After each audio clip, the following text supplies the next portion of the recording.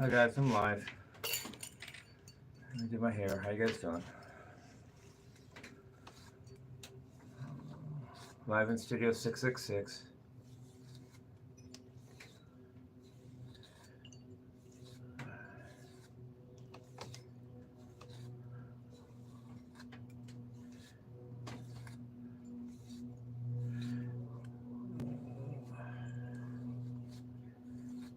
Yeah, I said I was gonna make an instruction video. I'm sorry I didn't follow through with that.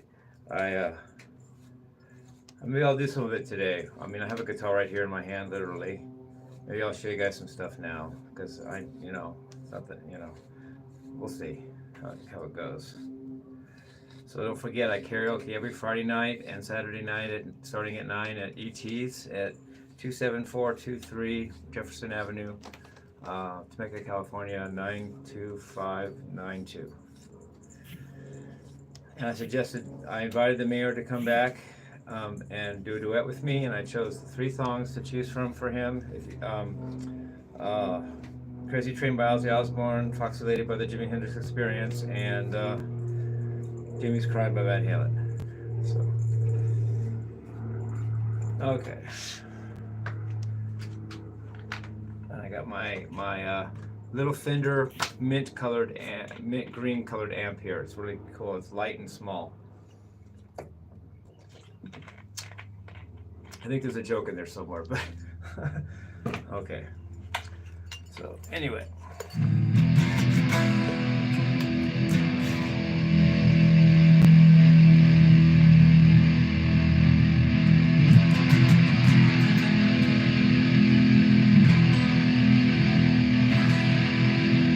I'll give you guys a couple tips playing and stuff.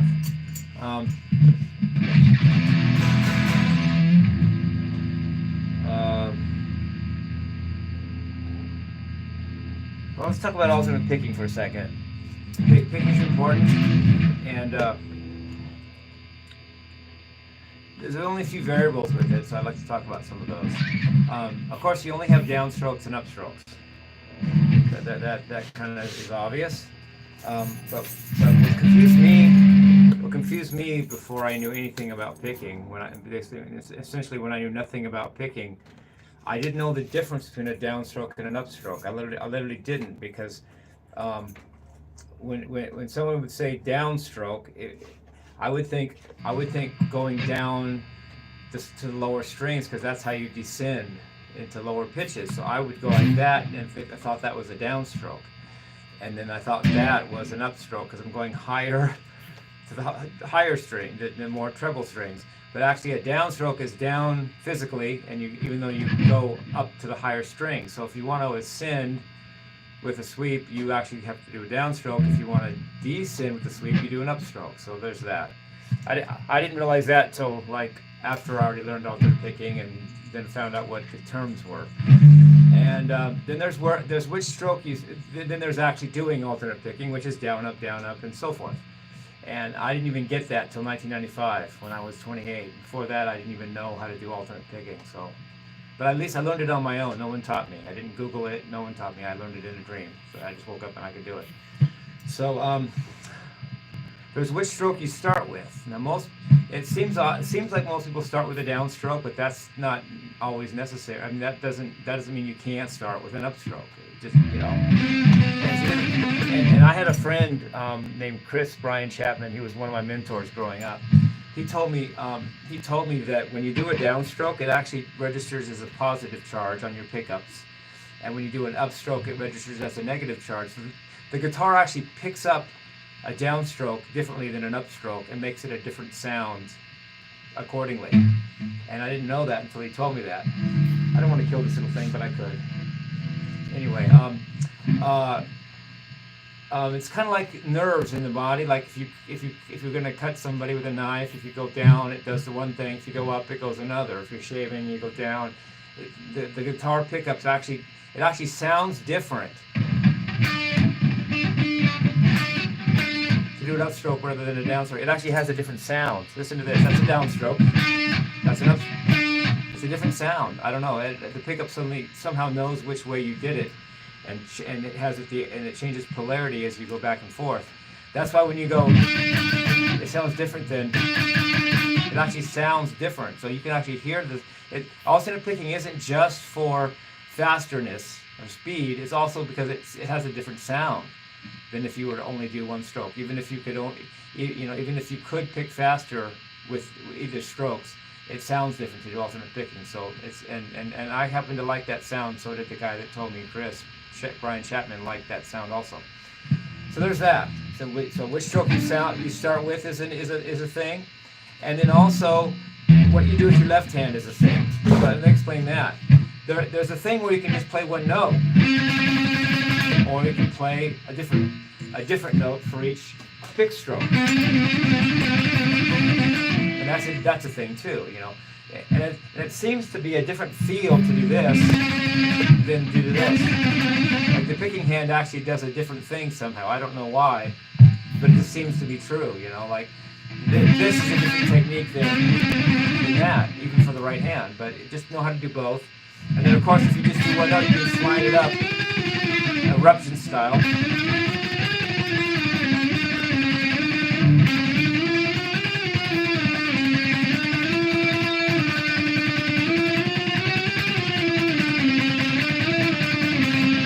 So forth. Okay, then there's going from string to string. How do you do that? Well, there's several possibilities. First of all, if you're going from lower string to a higher string, you probably want to, if you're going to do the same stroke, it's better to do down down. If you're going from the bottom string, if you're going upward in strings, because it's a consecutive little mini sweep. You wouldn't go up when you go up the string. That's what you read too. So you would go like that. And then if you're going to the low, from the higher strings to the lower strings, it's probably more logical to do either an upstroke, but not down down. So there's that. Then there's ways of going from string to string where you actually alternate pick the string change. So you can go. So there's two choices with that: is inside the string picking and outside the string picking. So you can either go up, down, you know, like inside the strings, or down, up, or you can go outside the strings. Down, up, down, up, up, down, up, down. So from low to high, from the fourth string to the third string, inside the string picking would be up, down, and then fourth string to third string outside string picking would be up, down, up, down, up. And then the opposite from third string to the fourth string, down, up would be inside the string picking, and then up, down would be outside the string picking. So there's that. And outside, I mean outside the strings, not outside the string. In other words, if there's two strings, you can either go down, up, which is outside, or down, up, down, which is inside. Or if there's two strings, up, down, which is outside, or down, up, which is inside. So that's all Googleable. And sometimes people prefer one or the other. Paul Gilbert likes to play all either inside or outside the string picking, whereas Frank Gambale likes to do the mini sweep. I think they call that economy picking, when you don't even worry about, you're not afraid to break the down up pattern when you get strings, because you can just do a sweep from fourth string to third string would be down, third string to fourth string would be up. Whereas Paul Gilbert seems to like to keep the alternate picking theme going as he changes strings, so it's always either, not always, but outside string picking or inside string picking. And that's especially when you're playing an odd number of notes on a string. So if you have 3 notes on the first string, down, up, down, then the fourth note on the next string would be up. But if you play 4 notes, an even number, then you could just do a sweep and it still wouldn't break the alternate picking pattern. You could go down, up, down, down, up, down, up, down. No, down, up, down, down, up, down. Yeah, there you go. Down, up, down, up, down. Yeah, down, up, down, up. 1, 2, 3.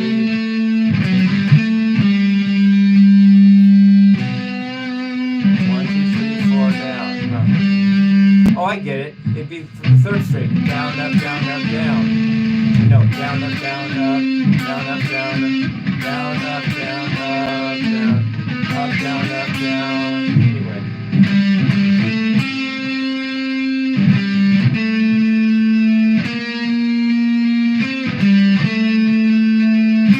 Oh, anyway.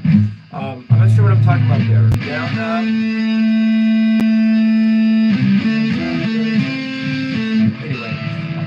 Anyway, so I always try to say is that, you know, you can cross string, from string to string, you can cross any way that feels comfortable for you. You know, if you like the Paul Gilbert style, or if you just want to maybe think lazy and not do it technically correct as far as alternate picking, but just getting, as long as you can get from one string to the other and still be picking, no one's good. It's not that important, at least to me, whether you did that with outside the string, inside the string, strict alternate picking, or whether you swept it with a mini sweep to do economy picking. At least you're playing guitar, and at least on any given string, you're alternate picking. So good enough for me. And the only other variable I can think of for that is if you actually skip strings when alternate picking, but that's no big deal. There's just a string in between that you don't want to hit. And that, you know, so you can, you know, I like that sound. In fact, I might start to do more of that in my playing. I kind of like that string skipping sound.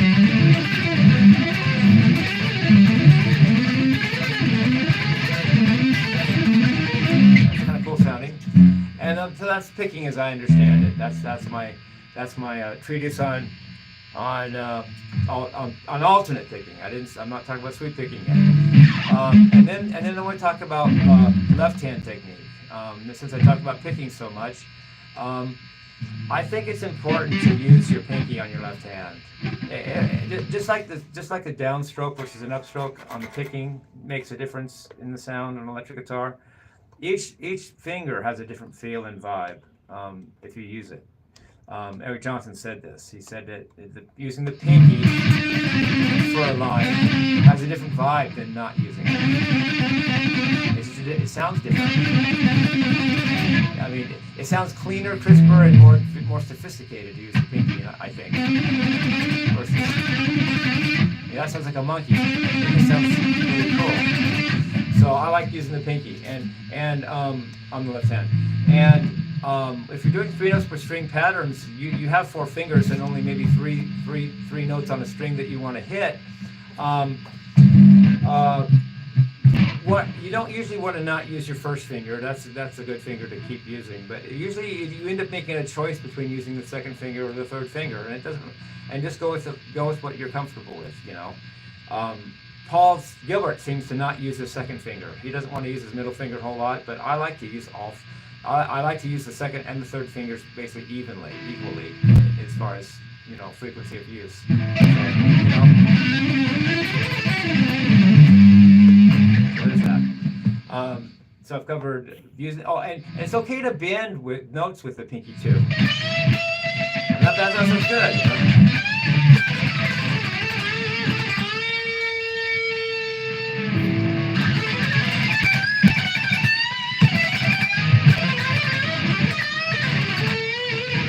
Sounds good to bend with the pinky, I think. You know, why not?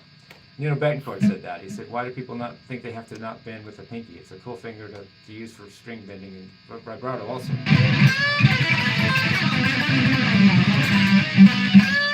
Just the guitar a little bit. So there's that.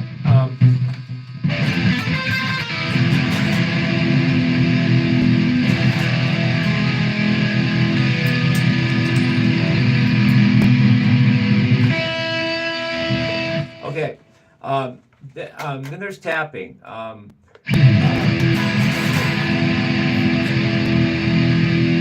Eddie Van Halen basically invented tapping, and as far as I'm concerned, and he would use the pick, hold the pick between his middle finger, second finger, and his thumb, and tap with the first finger.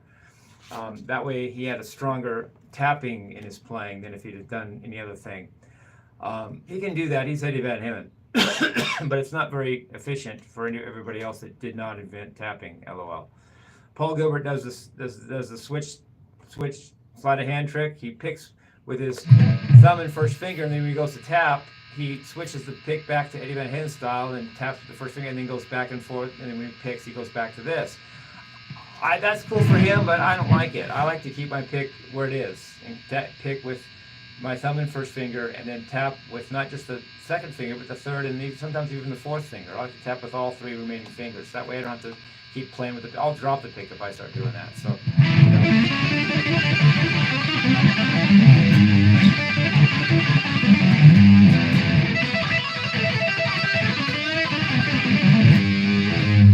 So yeah, and don't be afraid. At least in my book, I'm not afraid to tap with my pinky either. Pinky tapping. It sounds a little weaker than the other fingers, but why not use it sometimes? You got 3 fingers, use them. Rusty Cooley said that. Great guitarist. Rusty Cooley said, "It's there, use it."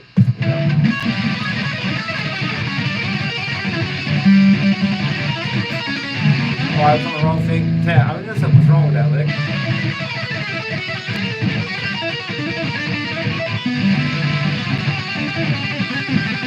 Hey, proof I'm not tone deaf. I knew that something was off by that because I was tapping on the 11th fret and it sounded different to me.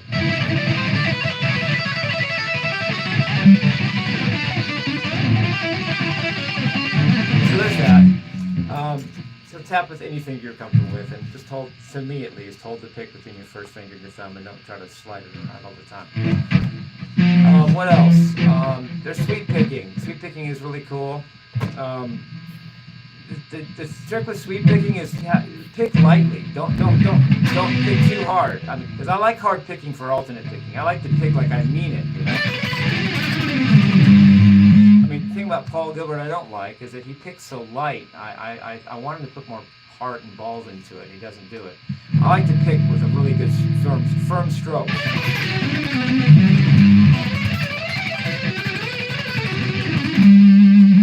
So, yeah, as opposed to some light. Paul seems to do this. You can barely hear him, but I don't like that. I like that better. But sweeping, you want to pick kind of lightly for sweeping.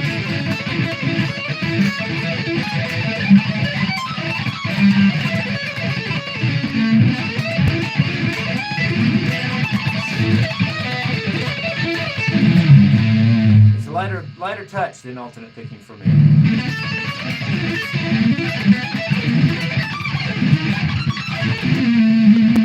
To me, at least. And I actually got that advice from a commenter about a year ago that said, lighten up on your picking. And I took that advice and it changed my playing. So thank you, commenter.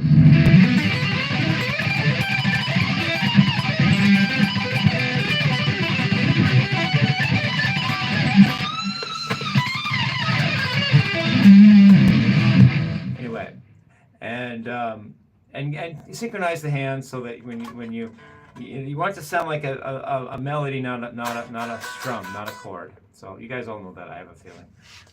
So just separate the notes when you sing.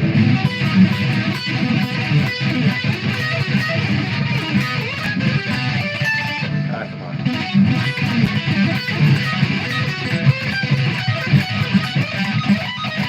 And make sure that you don't just strum the chord idea. Now the next thing is legato. I prefer not picking at all when I do legato.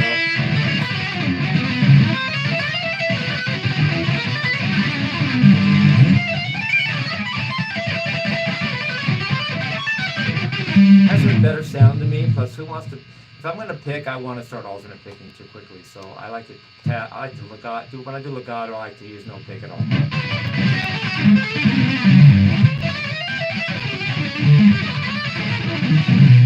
And then sometimes do this, the C5 trick. To meet the strings so you don't have to bring it out. You know? With the monkey grip you can't because you have the hand holding the grip. So you have to be really careful when you use the monkey grip on a Vi guitar. You got to make sure that you don't have too many strings hanging out. It's harder to do.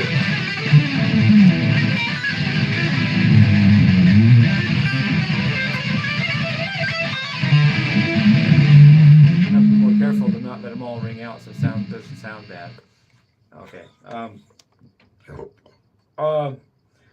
What else? That's the 5 main techniques to me. alternate picking, legato, string skipping, sweeping, and tapping. I mentioned string skipping for alternate picking earlier.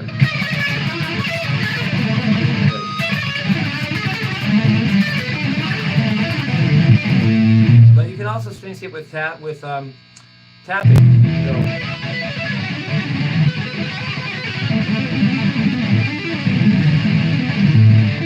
we can go like this.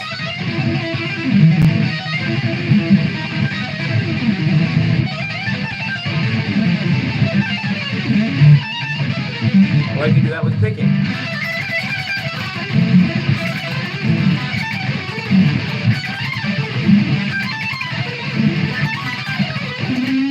Whatever suits you. And you can skip more than one string.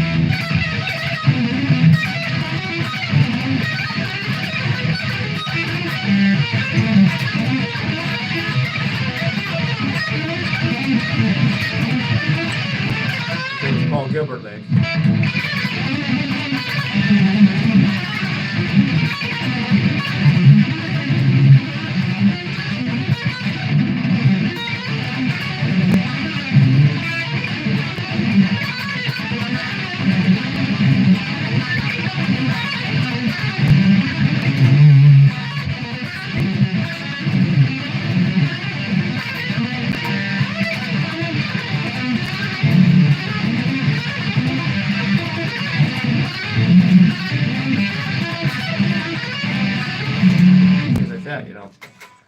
So just feel free to skip strings if you want.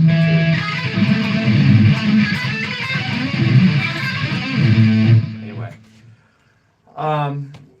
or like I said, string skipping with tapping is cool too. And I didn't, and as far as tapping too, I didn't bring up this, but well, whenever with any of these techniques, you can often do it in different styles. Some people tap like Eddie Van Halen, where it's mostly arpeggios.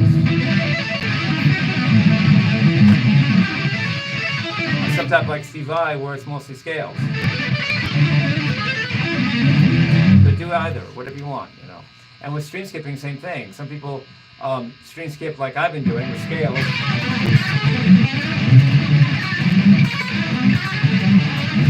Some people string skip with arpeggios like Paul Gilbert.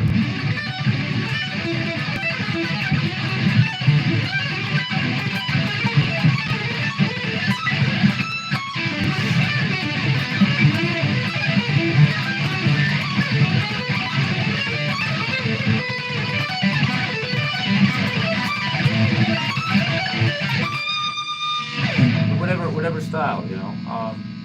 Or some people string skip like Eric Johnson.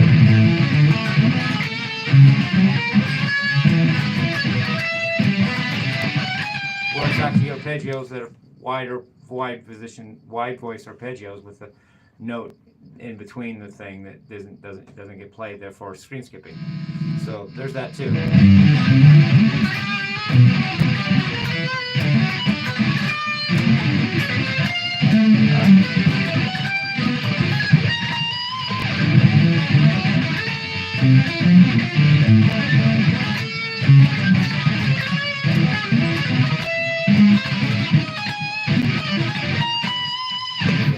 Whatever. That's mainly what I see about technique. There's a lot of it, you know. There's I could talk more about vibrato and the whammy bar. I could talk about harmonics. There's natural ones and there's pinch ones. And the natural ones, don't forget that they go way up higher than most people commonly use. There's one here.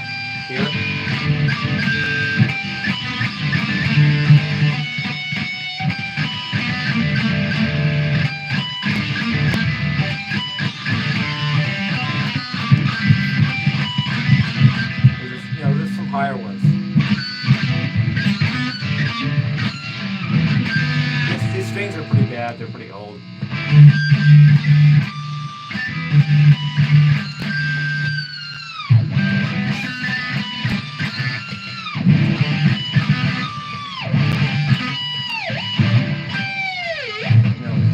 All that was on one string, so there's all those possibilities.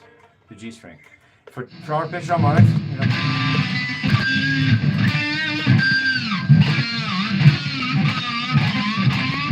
tuning, use your whole hand, not just the finger.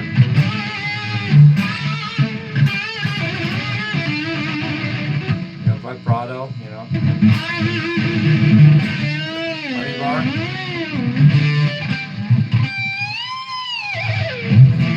Whatever. I could talk about over the neck, you know. This is for show.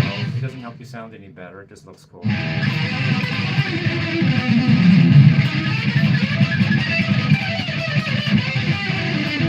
know, I'm not big. I don't practice it all the time, so I'll never be Michelangelo Beto at it. But whatever. At least I don't think I will. Hard to say what will happen in the future.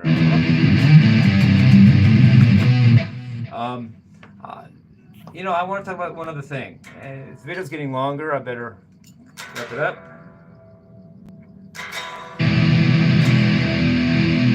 It's not actually directly thought of as technique, but another good thing for your technique is to put feeling into the notes and don't always play fast, because then it doesn't sound fast anymore because there's no contrast between that and playing slower. And not only that, your hand gets tense and can't play as fast as you could if you relax it once in a while. So play some slow stuff that you know, with feeling. And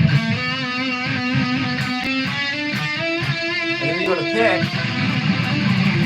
you're faster because you've rested your hand.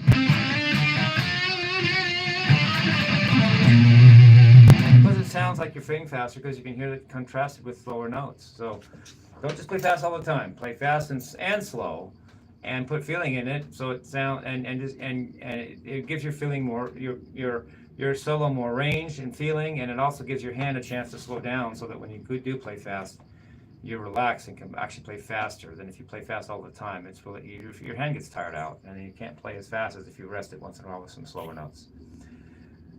I thought about calling. I'm just gonna call this an instruction video, since I said I was gonna do it, and then I said I wasn't, and then I did it. So I guess we'll call this. And I like Eric Johnson's video title, Total Electric Guitar, but I'm not saying I'm Eric, so I'm gonna call mine Partial Electric Guitar. At least I'm covering some of it. I don't have time in my life to cover total electric guitar. There's too much to say, but I hope I covered some partial electric guitar. That's what I'm calling this video, partial electric guitar. And I'm trying to, do I have anything else to say? Tuning's important. You have to tune, it's important to be in tune, but you can tune to any pitch you like. The main ones are E and E flat for the low string and high string. So sometimes D, as in dog, you can even tune a whole step down below E. And then this trick I got from Eric Johnson also.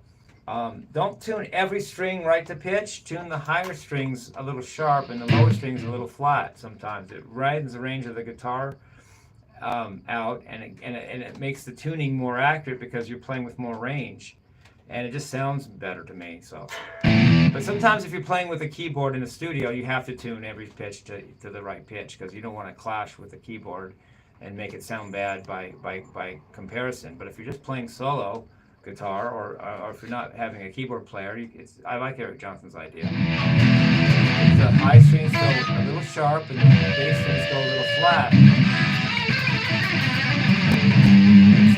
It just gives you better sound, you know. That's why I don't really like tuners. That electronic tuners are limited to me, because I tune up to the pitch, but then I just tune the high strings sharp and the bass strings flatter anyway. So I'm not sure I'm getting much benefit out of the tuner, because I don't just tune everything right to pitch.